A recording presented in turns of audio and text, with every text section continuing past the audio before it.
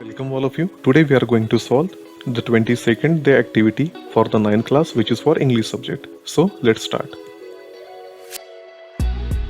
So you can see here there are some instructions for you as well as teachers, and the name of activity is also given here. The activity is identify the sequence of ideas and events.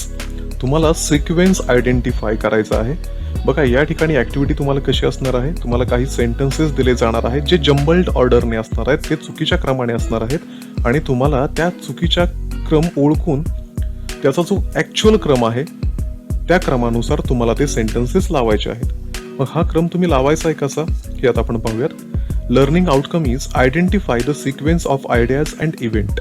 आता सांगितल्याप्रमाणे तुम्हाला काय identify करायचं आहे, जो sequence आहे घटनांचा तो तुम्हाला आयडेंटिफाय करायचा आहे. इन्स्ट्रक्शन फॉर टीचर काय आहे, encourage the learners to identify the sequence of ideas and event. शिक्षकांनी तुम्हाला एनकरेज करायचं आहे, प्रोत्साहन द्यायचं आहे. आणि तुमच्यासाठी इन्स्ट्रक्शन काय आहे, read the fall of Troy part first and second carefully and put the following events in the order in which दे टूक प्लेस. Number them accordingly. तुमच्या 9वीच्या टेक्स्टबुकमध्ये एक टॉपिक आहे, एक स्टोरी आहे ज्याचं नाव आहे the fall of Troy. There are 2 part for this story. या स्टोरीचे 2 part आहेत. हे 2 पार्ट तुम्ही काळजीपूर्वक वाचायचे आहेत आणि वाचल्यानंतर पेज नंबर 75 वर जी ऍक्टिव्हिटी आहे ही तुम्हाला सोडवायची आहे. ही आता आपण सोडवणार आहोत. Okay, now here you can see the actual activity which is on page number 75. He activity तुम्हाला या आजच्या दिवसासाठी तुमच्या वहीमध्ये सोडवायची आहे. एक खूप जुनी स्टोरी आहे, ज्या स्टोरीमध्ये ग्रीक सैन्य आणि ट्रॉय सैन्य यांच्यामध्ये जवळजवळ 10 वर्षांचं युद्ध चाललेलं असतं आणि हे युद्ध शेवटी ग्रीक कसे जिंकतात हे इथं दाखवलेलं आहे. आता हे युद्ध का झालं, कोणामुळे झालं आणि एवढे दिवस ते का चाललं हे पाहण्यासाठी, हे जाणून घेण्यासाठी तुम्ही ती ऍक्च्युअल स्टोरी वाचणं खूप महत्त्वाचं आहे, गरजेचं आहे. या ऍक्टिव्हिटीमध्ये फक्त मी तुम्हाला उत्तर सांगेन, पण त्याच्या अगोदर तुम्ही स्वतः ही स्टोरी स्वतःहून वाचा. ओके, आता हे युद्ध जे जिंकलं गेलं हे जिंकलं कोणी, तर ग्रीकनी. हे कसं जिंकलं गेलं हे आपण स्टेप बाय स्टेप इथं पाहणार आहोत. ते का झालं याचा सगळा तुम्हाला, याचा अर्थ तुम्हाला फर्स्ट पार्ट मध्ये भेटेल. ही ऍक्टिव्हिटी सेकंड पार्टवर आधारलेली आहे. तर पहिली गोष्ट कुठली घडली बघा. या ठिकाणी तुम्हाला फर्स्ट घटना, त्याचा नंबर इथं दिसतोय. तुम्हाला पण हेच करायचं आहे. सेंटेन्सेस लिहायचे आहेत, त्याच्यासमोर ब्रॅकेट काढायचं आहे आणि तिथं नंबरिंग करायचं आहे. आता थर्ड सी नंबरची जी गोष्ट आहे सगळ्यात पहिल्यांदा घडली. काय आहे बघा, द कनिंग ओडिसीज थॉट ए प्लॅन. सगळ्यात पहिल्यांदा ओडिसीज जो होता त्याच्या मनामध्ये एक प्लॅन आला. आता हा प्लॅन काय होता बघा. सेकंड सेंटेन्स काय आहे, the Greeks built a big wooden horse. ग्रीकचं सैन्य एक मोठा घोडा तयार करतं. हा घोडा खूप मोठा होता, ज्यामध्ये खूप सारी माणसं पण बसू शकतील असा घोडा तयार करण्यात आला. हे झालं सेकंड. थर्ड काय आहे, अ ग्रेट हिरोज हिड इनसाइड द हॉर्स. जो मोठा घोडा लाकडापासून तयार करण्यात आलेला होता त्या घोड्यामध्ये आता ग्रीक साइडचे जे ग्रेट हिरोज होते ते त्याच्यामध्ये जाऊन लपले. फोर्थ इन्सिडेंट कुठला घडला, the Greeks burn their tents and sailed away. ग्रीकचं सैन्य जे ट्रॉय या शहरावर आक्रमण करण्यासाठी आलेलं होतं, त्यांनी काही तंबू आपले बाहेर काढलेले होते, ते सगळे त्यांनी जाळून टाकले आणि त्यांनी असं भासवलं की ते सैन्य सगळं निघून माघारी आपल्या देशामध्ये गेलेलं आहे. नेक्स्ट काय घडलं, you can see it is the fifth sentence, the Trojans were happy to see the Greek ships गो.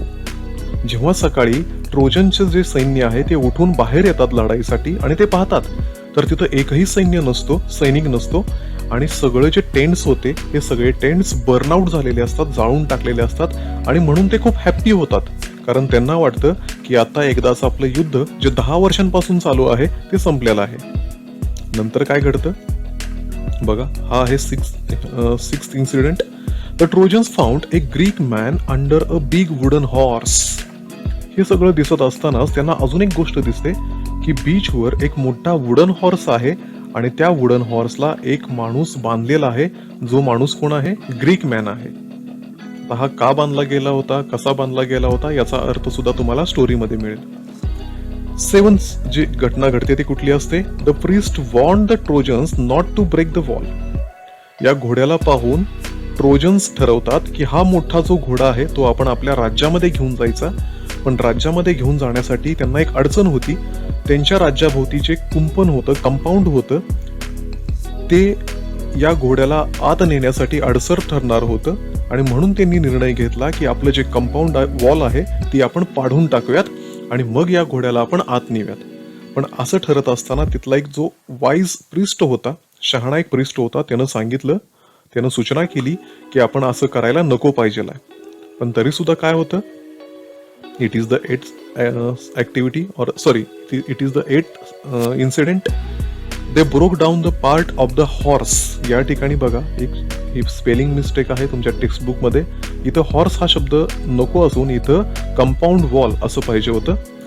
त्या प्रिस्टचं न ऐकता तिथले जे सैनिक होते ते कंपाऊंड वॉल तोडतात and brought the horse in, आणि तो मोठा घोडा आपल्या शहरामध्ये घेऊन येतात. नेक्स्ट काय घडतं, नेक्स्ट द ट्रोजन्स स्लेप्ट साऊंडली. आता हे सगळं दिवसभर चाललं. रात्रीचे हे ट्रोजन्स शांतपणे गाढ झोपलेले होते. आणि त्याच्यानंतर काय घडतं, the 10th incident is this. The Greeks came out of the horse and opened the gate. जेव्हा सगळे गाढ झोपलेले होते तेव्हा त्या घोड्यामध्ये लपलेले जे ग्रीक सोल्जर होते ते बाहेर येतात आणि हळूच त्या शहराचं दार उघडतात. आणि त्याच्यानंतर काय होतं, this is the 11th incident. The Greek army entered the city. Gate उघडल्यानंतर ज्या सैन्यानं निघून गेल्याचं भासवलेलं होतं ते रात्रीचे परत आलेले असतात आणि हळूच ते गेट उघडल्यानंतर त्या शहरामध्ये एंटर करतात, एंट्री घेतात. आणि शेवटी काय घडतं, it is the last incident. Troy was burned down. जे शहर 10 वर्षांपासून लढत होतं, जे शहर आजपर्यंत हरलेलं नव्हतं, असं शहर एका रात्रीमध्ये बेचिराख केलं जातं, जाळून टाकण्यात येतं. So these are the answers you can see here. You have to write these answers in your notebook as an answer of this activity.